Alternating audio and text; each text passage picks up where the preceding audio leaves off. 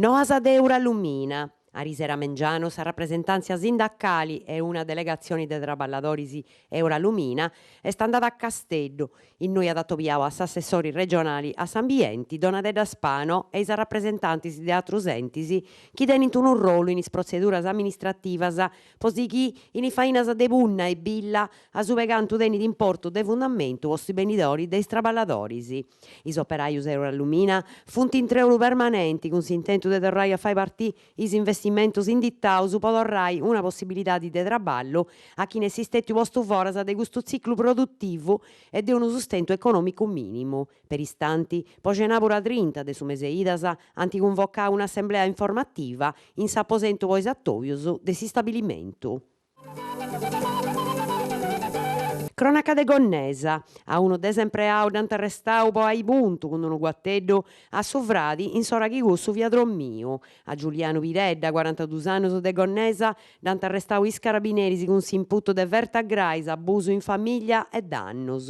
A Sovradi Giovanni Francisco Viredda, 49 anni, ci da accompagnava a s'ospedale Sirai de Carboni a un'ambulanza de su 118. No est in pericolo de vita, però è tambene recoverau in sul reparto de chirurgia.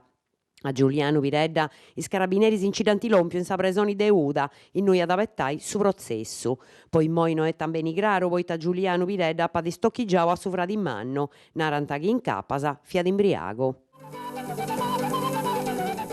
Cronaca de Igresias, no testa facciore duas, attento uno fuoco in un palazzo de via Crucifisso in Igresias. Sa gravettora dell'Inna via in contatto con sa canna fumaria de sa giminera a Varra d'Allutta. In capasa s'impreu e su gallenti anticausau sa scintilla che ha fatto partire su fuoco. Dus apposentos de via Crucifisso, dus antideclaraus inagibilis e su sindico e tutto est interessendi sì, poi gattai un altro logo in noi famiglia sa pozzant a bivi. E grazie a una squadra de carabinieri che via passando in su vicinau chi sesti scabulli unu pericolo pro un anno, ca anta all'estru zerriau ai vigili de su fuoco de Igresias che avia il soro antifatte evacuai ai due famiglias.